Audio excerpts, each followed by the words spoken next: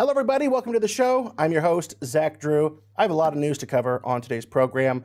Once again, like most weeks, we're likely not going to get to it all, but you're going to want to watch the entire program. I can tell you that right now. So let's go ahead and start off by talking about last week.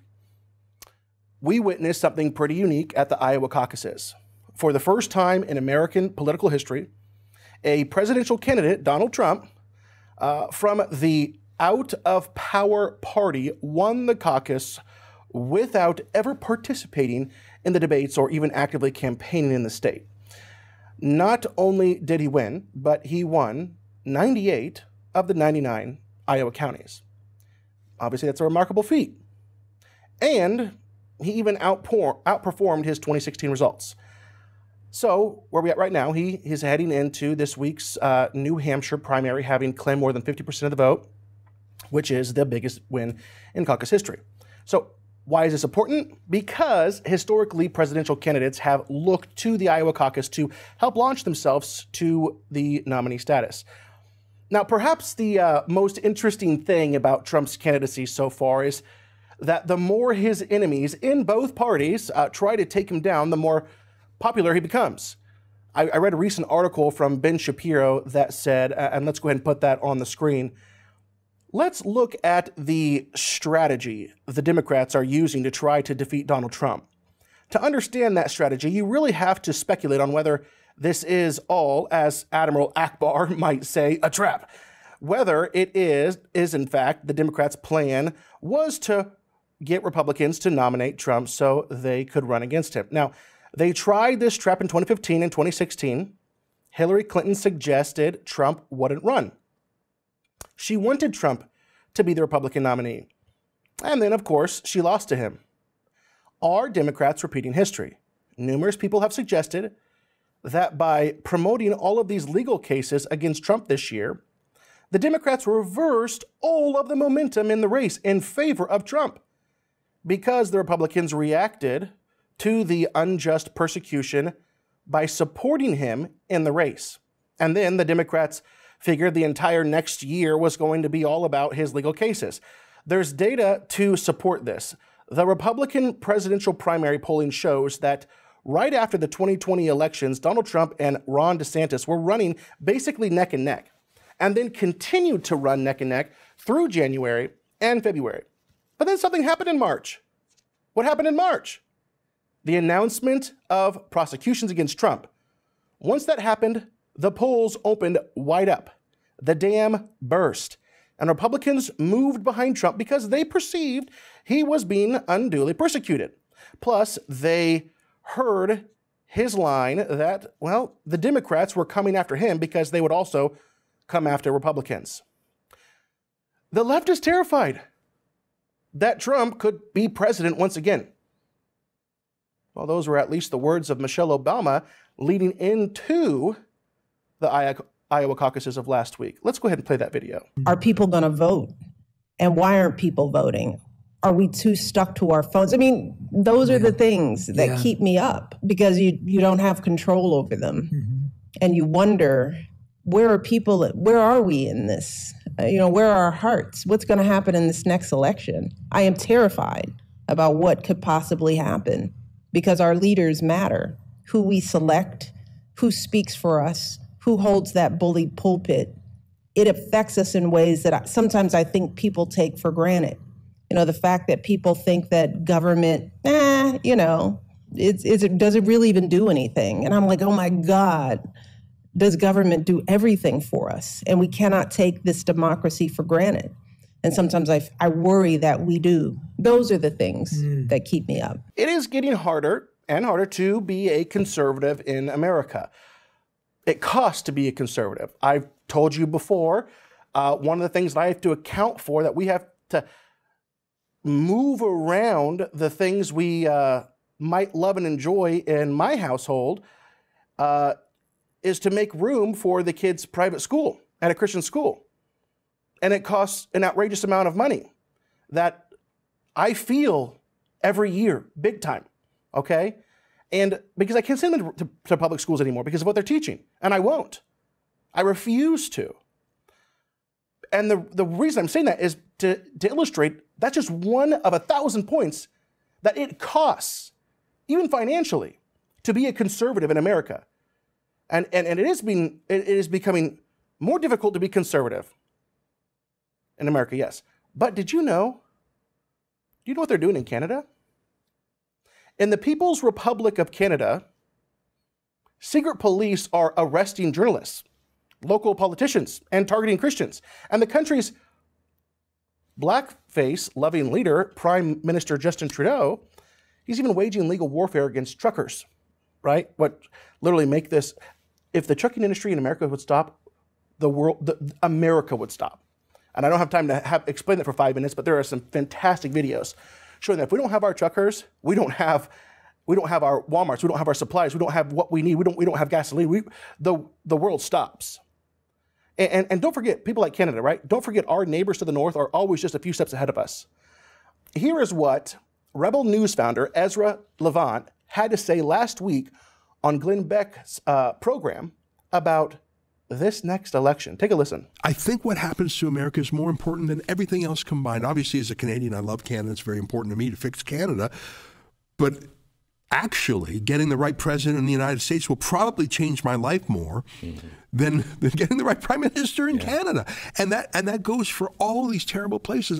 I believe that Russia would not have invaded Ukraine had Trump been president. I agree. And I believe that Hamas would not have done what it had done. And if they did, I think, maybe this is a fantasy, but I think Trump would have picked up the phone to Qatar and said, you hand them over now, and I'm not even going to tell you what the or else is. You've got 6 hours. I just think he would have. No, but in a different world. I really think so. I don't know what the answer is, but I know the answer has to come from America. Where else is it going to come from? There are many issues as Christians that we need to be on the forefront of. Some of them I have listed here, and we're going to go into it a little bit. Obviously, first and foremost, it's going to be abortion. Another one is parental rights, blocking the legalization of psychedelics, our open border crisis, ESG, America's proxy war with Russia, regulating artificial intelligence, and another really important one that I'm going to be discussing after those. So first off, obviously, is abortion. To the Christian, there is no singular issue greater in the political world. And once again, we are a ministry, we're a 501c3, so why am I talking about these things? Because these things, at the core, are not political. They are spiritual. People have made abortion political. We have made parental rights political. We have made the open borders political. But God, in His holy word, has much to say on all of these issues. These are spiritual issues, right? And I think that one of the things, it's conspiracy. They make these things so political to shut the mouth of the 501c3s, the churches around the country. And, there's the whole purpose of the Johnson Amendment anyway. But abortion, once again, as you know, Jeremiah 1:5, it says this, before I formed you in the womb, I knew you. Psalms 127, 3-5. What does the Lord think about children? Behold, children are a heritage from the Lord. The fruit of the womb is a reward. Like arrows in the hand of a warrior, so are the children of one's youth. Happy is the man who has his quiver full of them. That's I love that. Your quiver is full. Talk about your children. It's a blessing, a heritage from the Lord. Another huge issue, parental rights. States are seeking to deny Christian parents, and specifically Christian parents, because what they're trying to deny them of, if you really get into it, which we don't have time to today, they're going to be moral issues. They're going to be issues that are most important to Christians and religious people. The states are seeking to deny Christian parents the right to oversee the development and upbringing of their children as they see fit. Now, except under extreme circumstances, it is the parents, not the state, who should be accountable for children. I think we can agree on that. God gave children to moms and dads, not the government. The state's role should be limited to safeguarding children only in the event of a complete family breakdown, not ideological disagreement.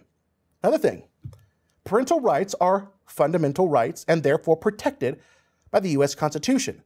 Parental rights are pre-political, meaning they existed before the formal institution of any government. They are natural rights and cannot be given or taken away by a government. Instead, the government's job in this area is simply to recognize and uphold these inherent rights. But there is a full-blown assault on our Constitution. And we have to have leaders that protect this. Here's a couple of articles that illustrate what is on the table. Government should license parents, argues academic. That's an article. Government should license parents. Another article, California funding LGBTQ plus group fighting parental notification. Big Pharma is getting more aggressive. We know that with its tactics to gain control. And it's because it's threatened by the increasing number of people who are becoming more aware of their ploys. So what's their response? Another article, here we go. This article says, Big Pharma's shocking move to medicate kids without parental consent. From the article, this is from Daily Wire. Here's a couple of excerpts from the article. Big Pharma is answering by passing legislation as to whether you should or should not have access to your children's medical records, decisions, and medicines. Starting November 1st, that was last year, so it has begun, children who are 12 to 17 years old in certain states must create new accounts on their website so that they have access to their prescriptions and medications because their parents will no longer have access. That's correct. Parents cannot view or manage their children's prescriptions. Written in black and white on their notice, read the following words, quote, the laws are intended to allow minors to receive prescription medications for sensitive issues without worrying about how their parents may react. It is literally written in it. What does the word say? Proverbs 22, verse 6, train up a child in the way he should go. Even when he is old, he will not depart from it. It is our responsibility to train up the children, not the state, not the government. Parental rights are at stake. I'm not going to spend a lot of time on this one, but blocking the legalization of psychedelics. We've discussed it at length, that psychedelics are unlike any other type of drug. They are a link to the supernatural world. And I'm radically against them. That makes me sound like I'm not radically against all drugs. I am anti-drug, okay? But psychedelics are a very spiritual drug. Our open border crisis, another huge issue. And remember, I'm leading up to an issue that was talked about just a couple of days ago of what Trump said and what we should be weary of, okay? It's our open border crisis, another huge issue. Did you know that since Joe Biden has taken office, nearly 9 million people have come across our border illegally and are now residing here in America? For, just to put that in perspective, that is nearly the size of New Jersey. America is importing the third world without any rules set in place. 9 million people. This has taken place in just 4 years. There's no other way to say it. This is an invasion. Okay, this is an invasion. The Red Cross is handing out flyers. Did you know this? On how to get to America. All throughout Latin America they are. Yet, our president and Congress will do nothing. I'm going to read this article to you. This is pretty interesting concerning the border crisis. It says this. This is from the Daily Wire. Now they are turning schools and airports into illegal alien refugee camps. Some things that the article says was right here. This week, James Madison High School in Brooklyn canceled classes so that bus loads of hundreds of illegal migrants could move into the building during bad weather. School functions that had been planned for months were postponed. Students were told that instead of coming to class, they should log onto the internet and learn remotely, which is to say, as we know from the remote learning experiment during COVID, that they won't learn anything at all, okay? This is just hard to believe and so contrary to the very concept of a sovereign nation. It's worth repeating. New York just ordered a public high school to displace American students, children who have every right to be in this country, in order to house criminal foreigners who cross the border illegally. It's hard to believe it's real, but we know it's real because the parents of students at James Madison High School have been filming what's happening. The article goes through several videos. Obviously, I think anybody who wants to come here from any nation and be properly vetted and to assimilate to the American culture, we should welcome with open arms, with no qualms. If they've been properly vetted and they want to assimilate to the American culture, no qualms. Come. But there's a legal way to do things. There's a right way to do things. And this is not it. We are putting, and the Bible has to say, how to, the Bible talks about how when people are passing through your country, how to care for them, all right? But it's not like, let's say I have a meal for Jed and a meal for Anessa for that day, and someone's passing through. I'm not going to sacrifice my children for that. Like God has mandated me first and foremost to care for my children, and we are putting adult foreigners above our own children. It's madness. This absolutely also does not just affect the children. It affects many parents who now don't know what to do because they have a job that they can't go to because they can't leave their kids at home all day by themselves. These foreigners have not been vetted. Okay, they have not been vetted. No one has any idea who these people are. You may have never expected that schools will become refugee camps in an alleged first world country, but that's now what is happening. And my goodness, let us, and I have the video prepared, let us not forget this video that aired on Fox News in July of 2023 of Gordon Chang describing the illegal immigrants from China at the U.S. border who are actually Chinese soldiers. Play the video. And Gordon, I mentioned the number of apprehensions at the southern border of Chinese nationals. Over the last year, it is up 1,300%. Do you think these people are running from the Communist Party, or are they being directed to come and stay in America until further word? Both. First of all, we're seeing desperate middle-class Chinese. These are generally not poor people because they can afford to pay $35,000 a head to the Mexican cartels to bring them in. But among them are packs of males of between 5 and 15 who are of military age, not coming with family groups, pretending not to speak English, and engaging in Chinese military rituals like drinking blood. A border section patrol chief said that some of them are known to have Chinese military affiliations. So clearly these are saboteurs coming into America to wage war on the United States on the first day that there is war in Asia. That is just drinking blood? Is that what you just said? Yes. One of the Chinese military rituals is to slaughter an animal, in this case, chickens. Michael Yan, a war correspondent, has seen this. And they drink the blood. And this was done in a hotel in Panama after they crossed the Darien Gap from Colombia. So we know that these are Chinese military coming into our country. And to reiterate, not political, but spiritual. What does the Word of God have to say about borders and foreigners and such? Well, here's the thing.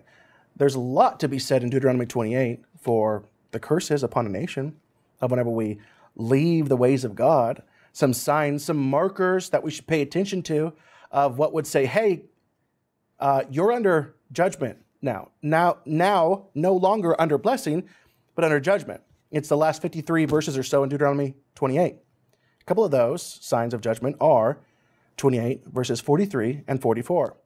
The foreigners who reside among you will rise above you higher and higher. You will sink lower and lower. That is a sign of judgment. Like, oh, you shouldn't think that you're being so evil, wicked, you nasty. This is Bible. This is biblical. God says, who He is the one who sets the nations in place and who draws the borders ultimately. He is sovereign. And the God of all of heaven and of earth says, a sign of judgment, that the foreigners among you will rise higher and higher, and you will sink lower and lower. They'll lend to you, but you will not lend to them. They'll be the head, but you will be the tail.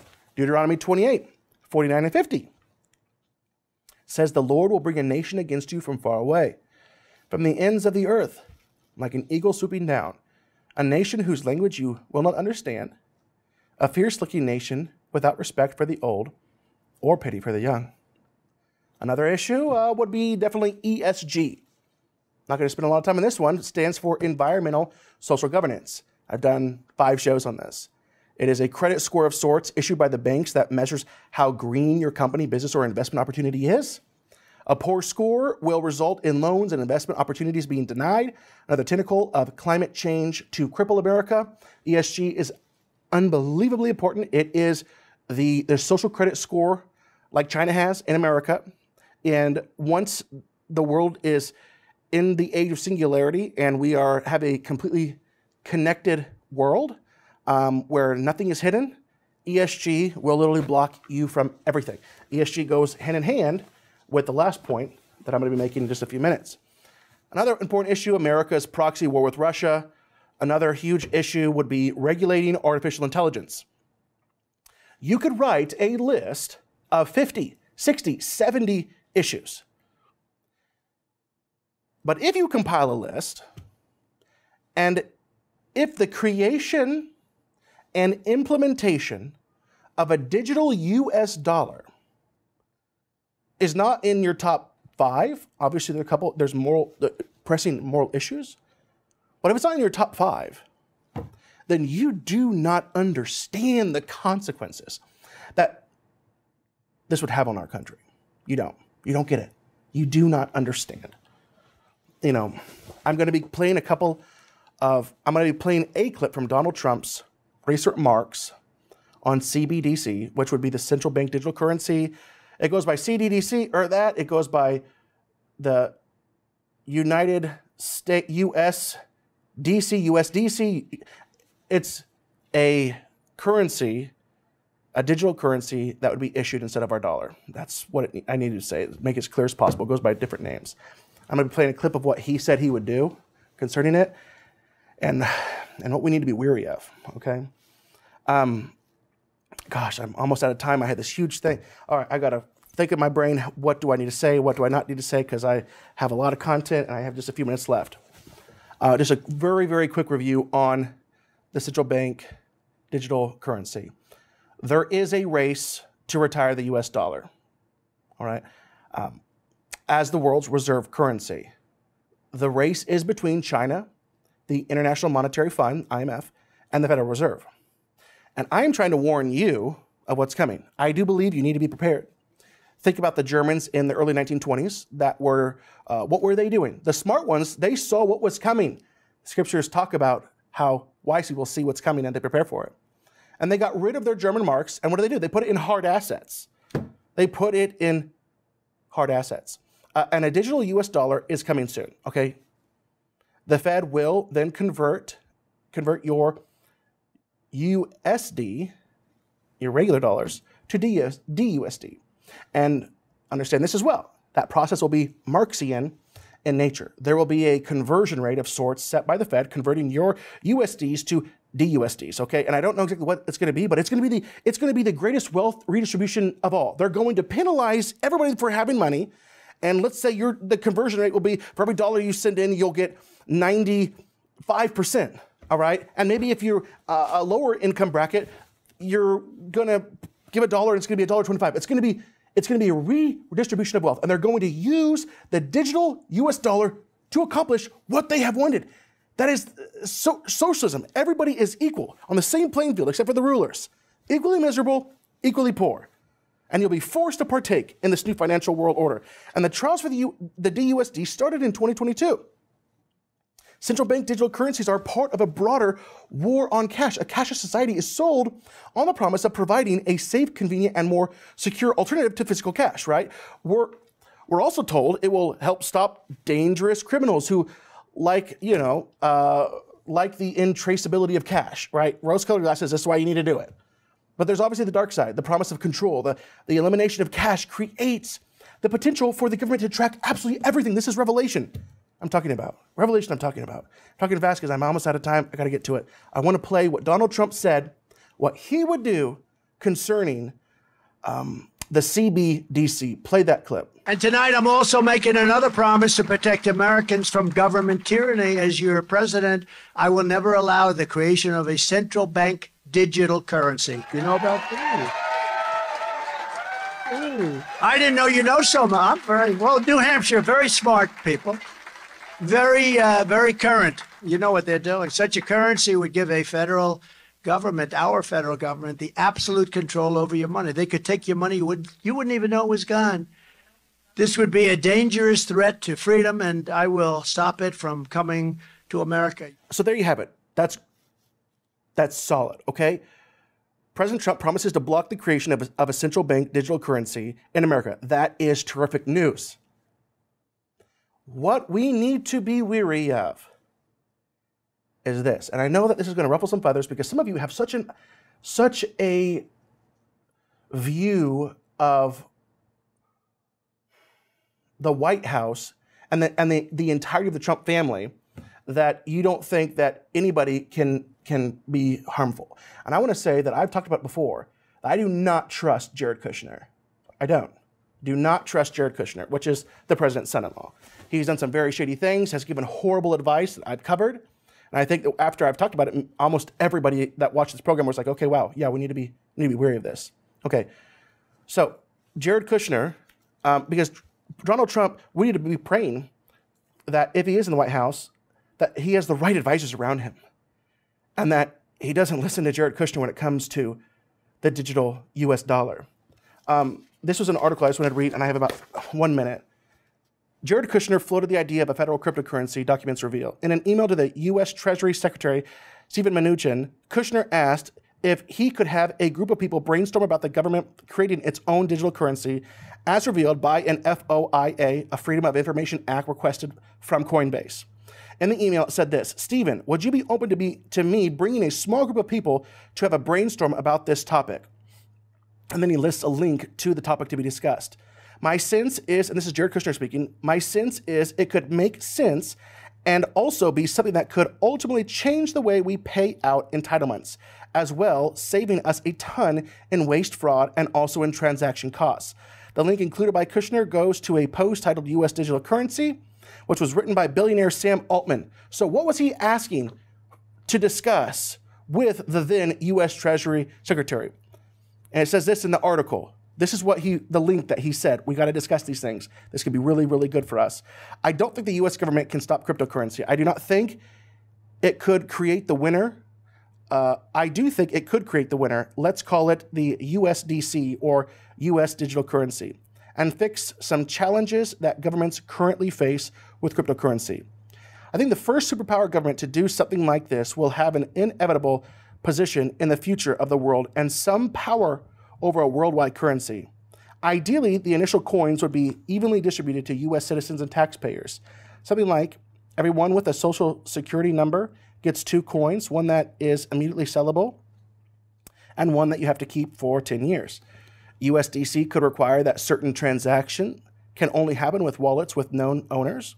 It could even build a tax system into the protocol. So that's what we need to be wary of. Trump says he's against it. His family holds like most of our families, a tremendous amount of clout where he listens, and I think that there could be errors made. And I pray and hope that he is led by the Spirit whenever it comes to this. Whoever is the president of the United States will be led by the Spirit to not touch a digital US dollar with a 1,000-foot pole. I'm going to end with this scripture. Proverbs 22:3. A prudent man foresees evil and hides himself, but the simple pass on and are punished. So a prudent man foresees evil and he avoids it. Your translation might say a wise man, a man of wisdom, will see what's coming on the horizon and avoid it by preparing it himself or hiding himself from the danger. But the simple, they're the ones that well, they suffer the consequences of bad decisions. And this lesson also applies both to the physical and spiritual threats. Hey, we're out of time. I'll see you next week.